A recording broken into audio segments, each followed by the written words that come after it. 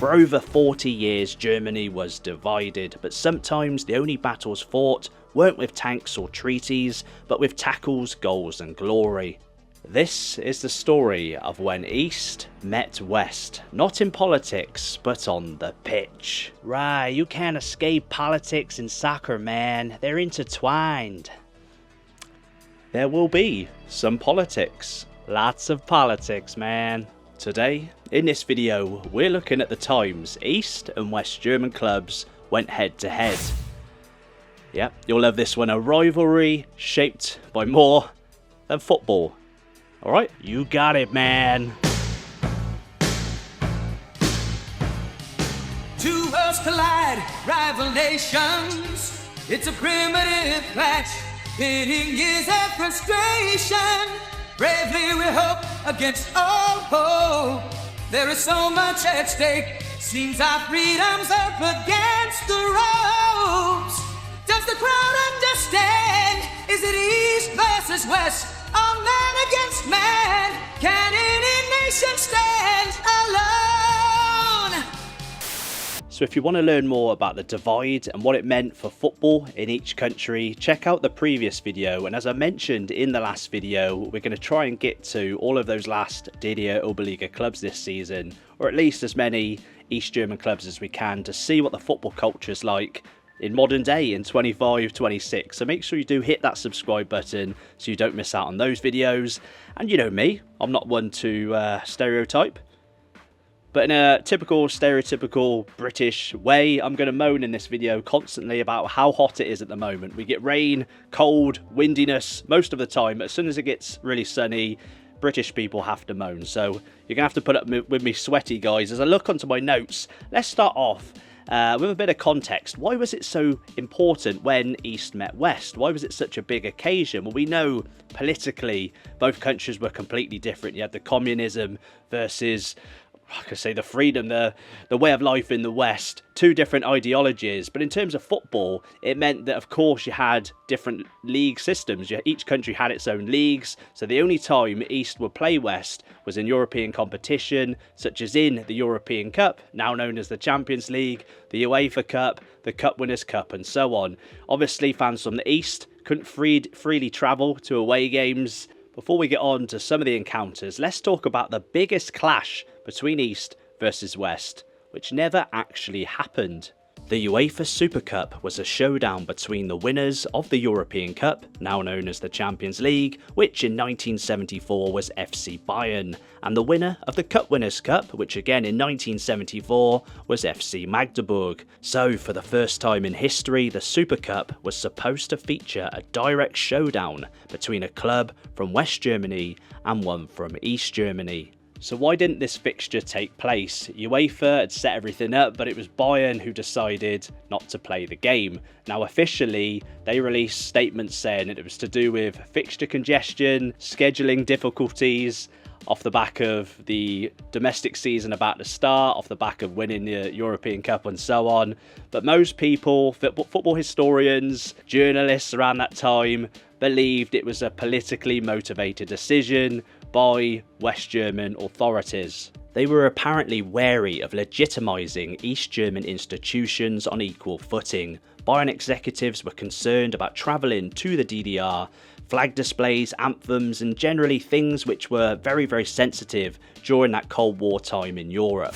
To quote FC Magdeburg legend Jürgen Sparwasser, he said, "We had a right to play that game, but the wall between us wasn't just in Berlin, it was everywhere." This is just another reminder that sport was never just sport in divided Germany.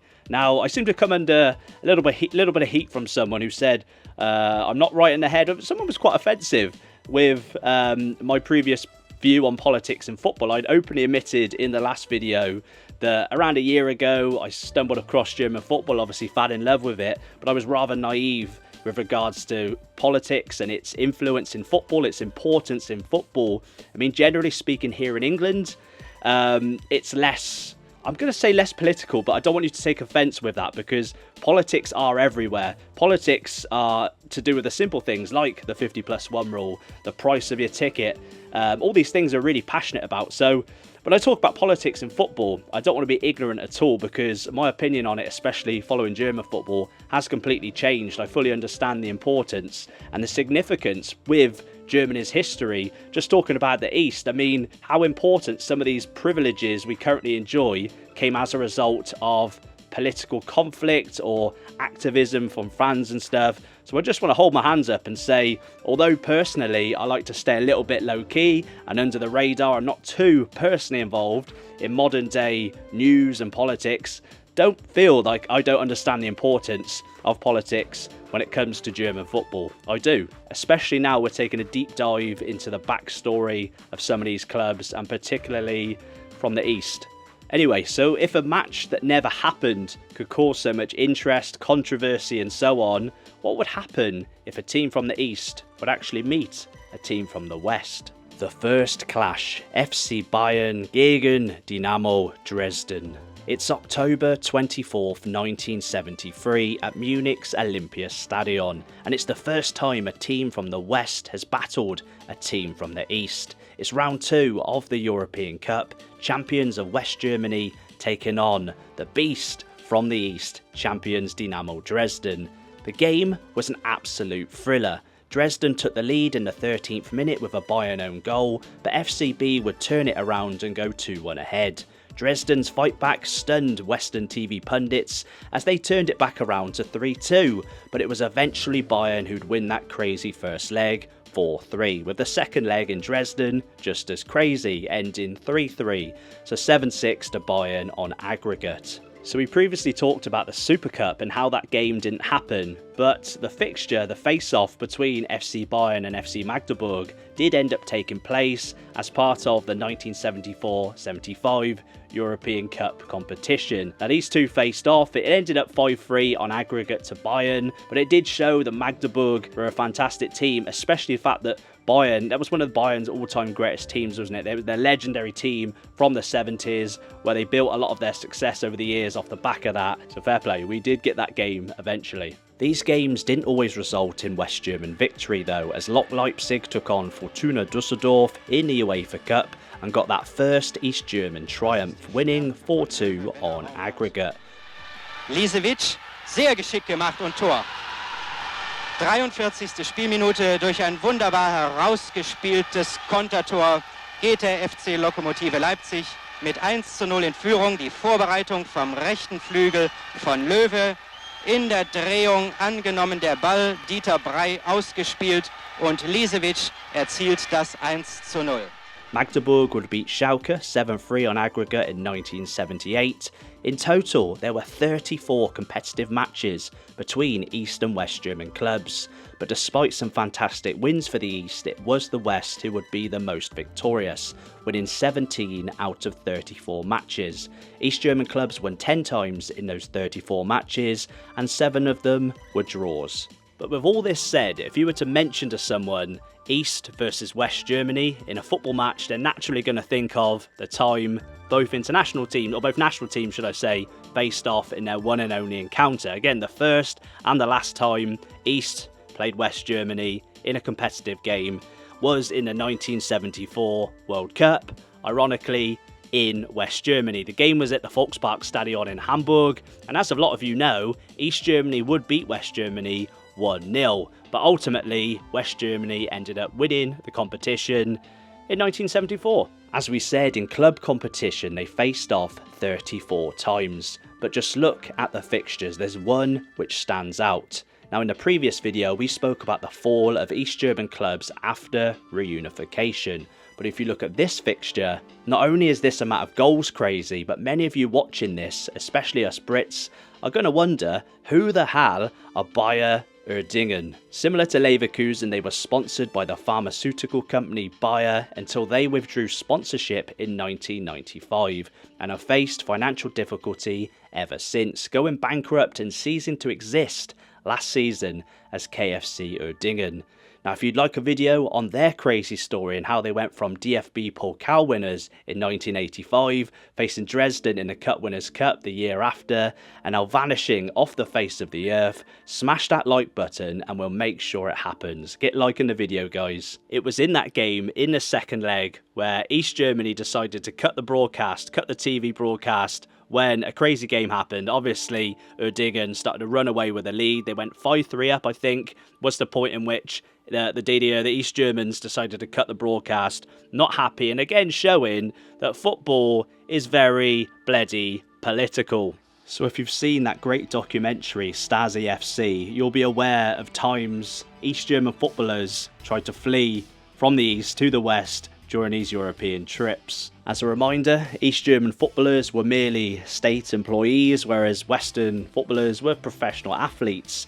And when East Germans went to trips around Europe, they'd see lovely stadiums, better facilities, the crowd, they see shops, and generally a different standard of life over in the west compared to the east. The first big defector, and probably the most famous one, was Lutz Eigendorf in 1979, who played for the Stasi-backed club BFC Dynamo. Whilst on a team trip away, he sought asylum and later joined FC Kaiserslautern. And obviously, East Germany, Erich Mielke, head of the Stasi behind BFC Dynamo, they were very upset with this act of dishonesty, this act of disloyalty. What's the word I'm trying to get to? They weren't happy, and naturally surveillance increased. When players went away to European games, they always had people around them keeping an eye on them, and it made it very, very difficult for other footballers to do the same thing, to flee from the east to the west. So we know from the last video, the wall foul, there was a weird final season of East German football in 1990/91, then the leagues merged. So what was the first West versus former East competitive game? Well, it came in Spieltag 1 of the 91-92 Bundesliga season, when Oberliga champs Hansa Rostock faced off against FC Nürnberg at the Ostseestadion in 1991. For context, FC Nürnberg narrowly avoided relegation from the Bundesliga the season before by only 2 points. Auch in der 27. Spielminute Eingabe eines weiteren Neulings, Stefan Böger, und weigert es zur Stelle. 1:0. Das erste Bundesligator ist für Hansa gefallen. Zonenpower, Zugabe, riefen die Fans und wurden erhört. In der zweiten Halbzeit fielen noch 3 weitere Tore für die Hanseaten. 4:0 für Rostock hieß es am Ende. Die Bundesliga hatte ihre erste große Überraschung und einen Tabellenführer aus dem Osten. So I know it's a little cheesy, but this is very much a community, and this video was made off the back of some of your comments on that previous video, so thanks for recommending we talk about East versus West in terms of football matches, clubs and so on, everything we've talked about. Just to say thanks to Skidstain, a regular contributor to the channel, in the comments section. I asked Skidstain in the comments what coverage was like in Britain when it came to the Berlin Wall coming down, and he said he was very, very angry. He was watching Treasure Hunt on TV, hosted by Annika Rice, and he was really annoyed that it was being interrupted for news going on in Germany. So ladies and gents, what's your opinion on everything we've spoke about over the past couple of days? Share your thoughts in the comments below. And like Skidstain, were you really annoyed that the fall of the Berlin Wall meant that you couldn't watch Treasure Hunt on British TV? Like the video if you like the video, subscribe for more Deutschen Fußball, and get your recommendations in the comments below with what we can talk about next, even though we're probably going to talk about KFC Uerdingen. Take a thumbs up. Auf Wieder bloody sehen.